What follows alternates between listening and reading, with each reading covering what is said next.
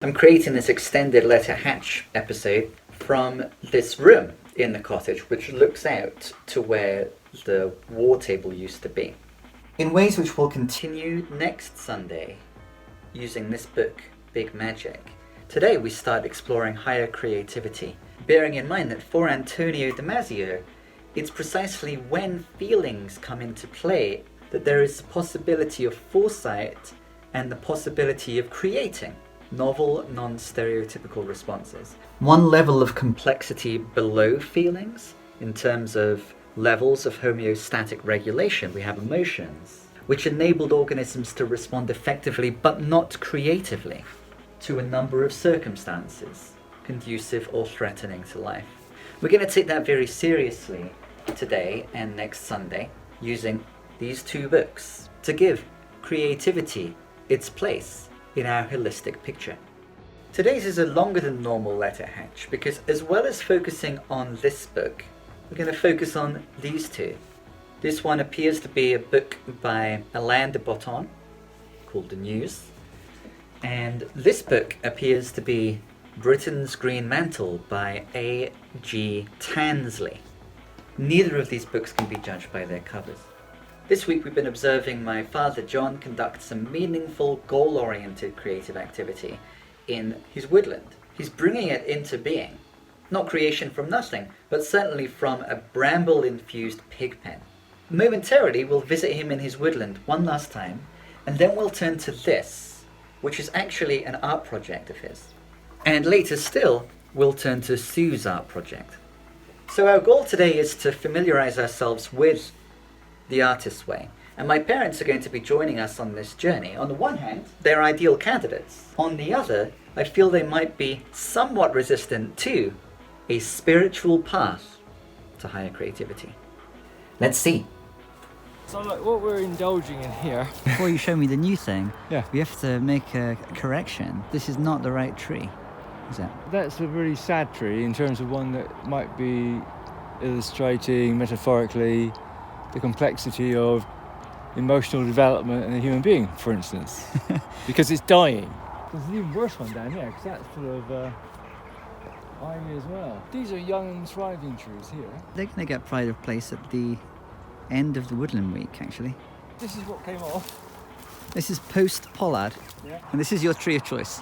This one has complexity and is still growing. Multi-giant tree, very healthy, fit as a fiddle.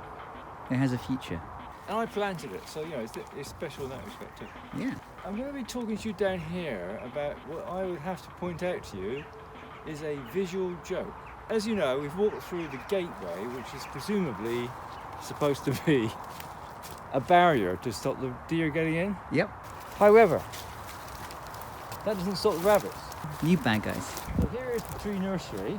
These are real targets next spring for the rabbits. Rabbits would never need to have a structure this high. What about the giant rabbits? It is an elaborate joke. It's an elaborate joke. I mean, considering that hardly anybody ever comes in here, it's very difficult to work out who's going to get this joke. You're making a joke for yourself. Yeah.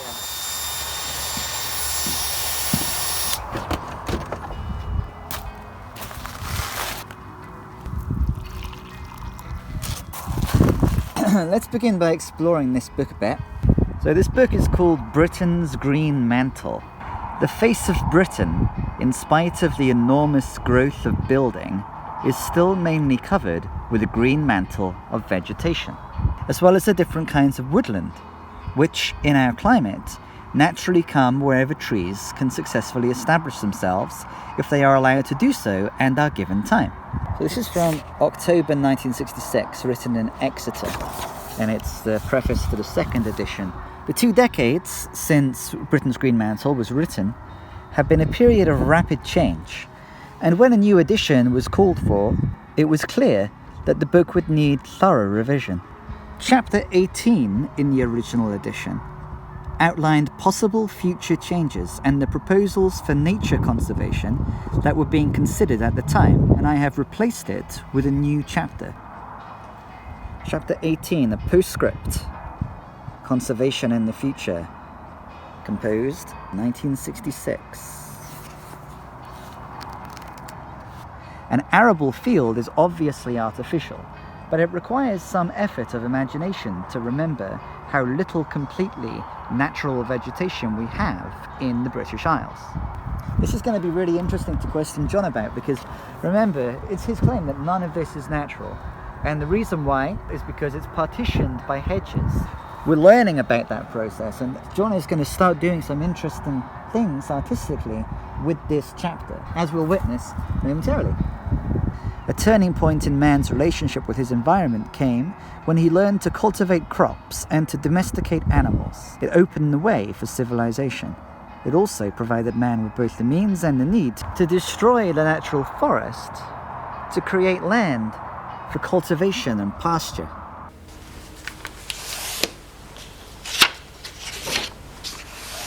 It had been maybe half an hour since I recorded that footage. I was experimenting with it and editing, determining which direction to go.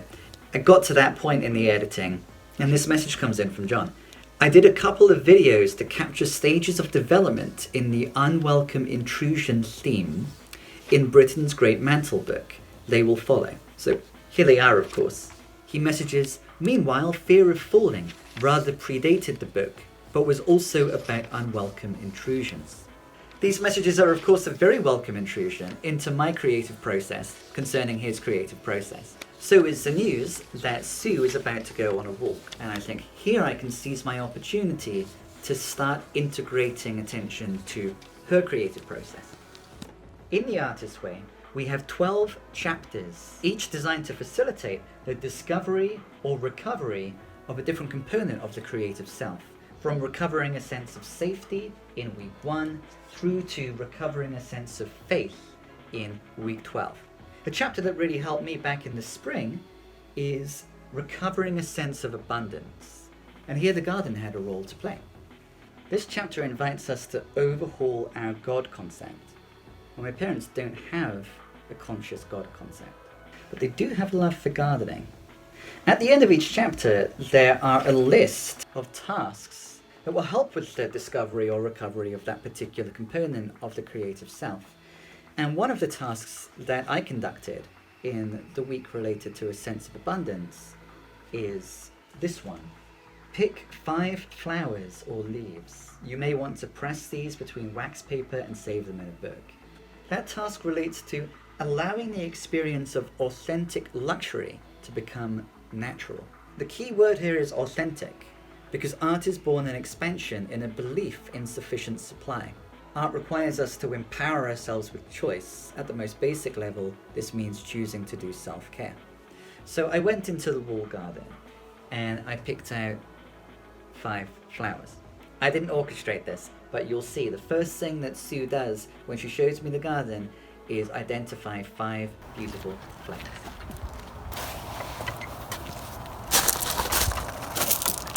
There's still lots of interesting things. I mean, these seed heads and all the pale lemon Bidens. Bidens? Like Joe Biden? Yes. Hello. Hello. We're in the garden. Oh. There's a penstemon. The pink flowers. That's a Lycopodiana, tabasco plant. And look at that lovely hydrangea. They're really quite attractive as they're flowering. It's that I just think the light catches it, and I just think it's beautiful.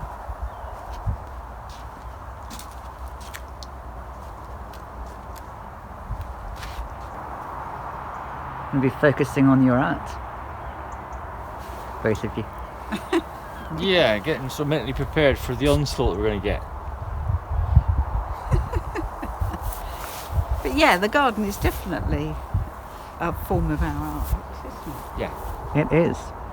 When you're gardening, you're not doing anything else. So it's a physical thing, but your brain is free. Mm-hmm. And I think that then means that your brain can be just enjoying what you're doing, relaxing. And once you do all of those things, then more thoughts come in, more creative things come in. I used to find not with gardening, but when I used to first go for my daily walk, I found on my daily walk was when I had any creative ideas. Potting on from one size pot to the next one is like a progression, which is a recurring activity. Mm-hmm. And it kind of proves to you in that moment that you're making progress. It sort of feels like the plan must be working. Back to our history lesson. In 1941, the Society for the Promotion of Nature Reserves took the initiative in calling together a conference to consider nature preservation in post-war reconstruction. This is the moment where it's about to get pretty interesting. The committee, which thus had a quasi-official status, produced 3 memoranda setting out the general principles for the organisation of nature conservation in Britain. There's an establishment of a series of national nature reserves, primarily to protect and preserve a representative sample of areas of high scientific interest, a series of larger conservation areas. The committees also recommended that inventory should be made of sites of specific scientific interest and appropriate machinery set up to give special planning consideration to those areas, and that a biological service should be set up to provide advice and to carry out research on matters related to wildlife conservation. This is obviously getting harder to read on purpose. But for me, it's significant that this chapter has this treatment. So we're doing a little bit of archaeology work, trying to excavate what has been transformed by John's art. The close of this final chapter is, I think, quite significant. At a time when mental health and use of leisure are among the greatest of social problems and likely to become increasingly more so, this is not a question to be dismissed lightly. Probably, it is now more widely realised than ever before that our future environment will be whatever we have the foresight to make it, and that it will always be liable to growth and change. Conservation is not something which can be achieved once and for all by legislation or any other act. It is a continual process which will always demand and reward the thought and devoted work of men and women of vision and goodwill. This is a project that stems from the Morecambe Lake Art Group. It was up to us to decide whether we wanted to just use the book as a medium or whether we wanted to use something about the book as the project. In the garden, a breeze may be swaying the branches of the plum tree and dust may slowly be gathering on the bookshelves in the living room. I could relate to that, I suppose, because, enjoying the garden and enjoying the outside, let's say. I mean, that's like a globe. It could be the sun. It could be a star. Originally, it was, I think, talking about police chasing young people. So that's where that one led from, really. I was fascinated by what could happen if you penetrate the page, as that scorching does. What happens if you do it with multiple pages? And then I'm exploring what happens if you choose to essentially weave strips of printed material through the book. And we're still kind of pursuing that spherical shape as we go through each adventure. Who is this? That's a very stable genius. The news had armed stupidity and given authority to fools. So there are certain people that then identify as a genius because they have access to information. With that being a new norm, perhaps there's anxiety about not being informed. All of that information was continuously being pushed. I, for one, was hooked on all those daily things, so by then this page was just so relevant to the way we were beginning to feel and what was happening. But 65 million people go to bed every night without murdering or hitting anyone. And we don't tell those stories. No, exactly, we don't tell those stories. The significance is that I've flagged up, by just having a colour change, the formation of these various bodies. These bodies were the first step of government intervention to try and bring back some gentleness. That's a welcome intervention, yeah. But then we've got this horrid person that's, in my mind, depicting that we push so much carbon into the atmosphere that the climate will change, and that will do much more damage than these bodies could ever hope to interfere with. There's a violent intervention with what was naturally progressing quite nicely without our interventions, and so we've got to do something pretty drastic to reverse that. Herein rests an enormous and largely uncomprehended power, the power to invent a nation in our imagination. A section that I definitely wanted to discuss with you is the one called fame. Right. Fame is not the same as success, and in our true souls we know that. We know and have felt success at the end of a good day's work. But fame, it is addictive and always leaves us hungry. Yeah, I think interesting, going back to the garden idea. The thing about the garden is that it's a slow process. You're always planning for this future, the expectation, the excitement that's going to come in spring when the bulbs come through the ground or the cherry blossom comes out, whatever. There's that future all the time, and that's what's so nice about gardening. It needs a lot of management. It doesn't just happen by itself. There's lots of management that needs to happen. There's also a desire to take the person who seems above the rest of humanity because they're a celebrity and almost draw them down. She's wearing a tracksuit and she probably hasn't got any makeup on. Because I'm not a celebrity, I end up having this unconscious desire to debase the celebrity. She doesn't want to be photographed. No. Bravery, athletic prowess and leadership just get covered over by the strawberry threads.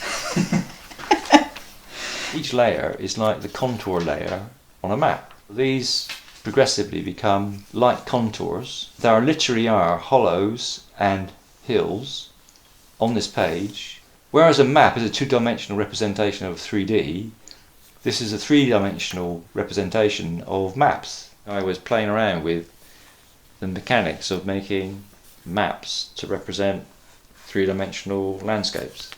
Why is there still so much suffering all around? Why do some have so much and others so little? Why are most jobs mindless? Why do anxiety and fear persist almost everywhere? Aren't we destroying the planet for no particular reason or reward? It says, by this time it may be getting very late and only a stubborn few will continue to press on. Literature for Williams, and he's the person who wrote the poem, as for George Eliot before him, is the medium that can reawaken us to the world. The news may have an intense surface seriousness, which sensible people naturally imagine gives it a greater claim over our attention than verse could ever hope to command. But the artist recognises its dangerously anaesthetising effects. I had assaulted that book, there's no question about it. I mean, this is a document that is just trying to chart the history of where we've come from and where we've got to, and has updated it in the back passage of the book, as you say, and we've gone and messed it up. I think that this one sentence is really relevant to much more than countryside management. Conservation is not something which can be achieved once and for all. It's a continuing process which will always demand and reward thought and devoted work. Yeah, that applies to everything. Yeah, exactly. Your self-appraisal, your comfort with who you are can easily be described in those terms, yeah. Yeah. That's an interesting realisation to end on. I didn't realise I'd picked such an important book. Yeah. I'm glad I destroyed that. You transformed it. Yeah. In just the right way.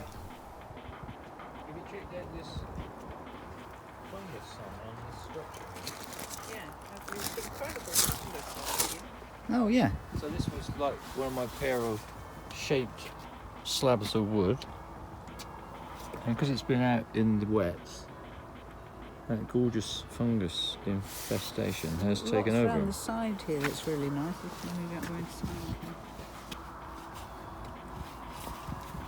So my assumption is there's one organism that's infesting the whole of that log, and it's coming out with these flowering bodies, which will be generating spores that will spread it elsewhere. What a nice unintentional outcome.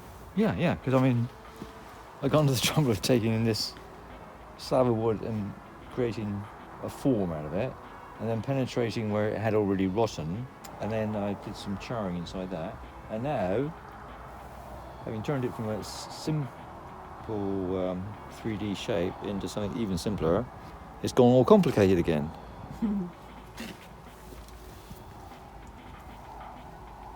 So that is like a welcome intrusion.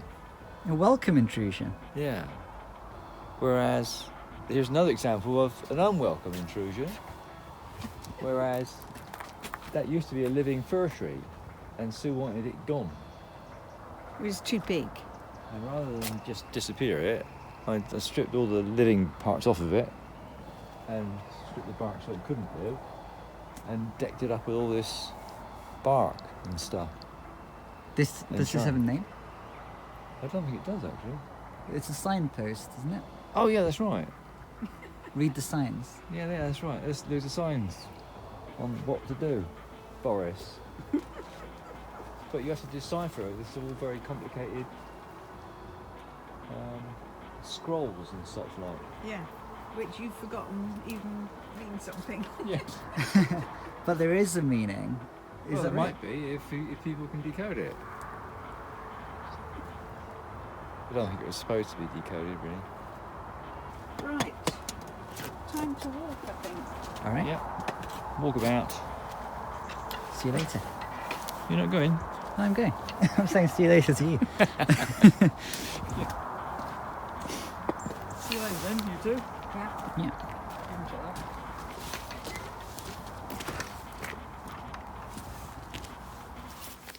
So we're on a walk and Yeah. we've run into Ernie and Finn and Lynn. Yeah. And Lynn has written some poems. One of your poems is influenced by the wood structures Yeah.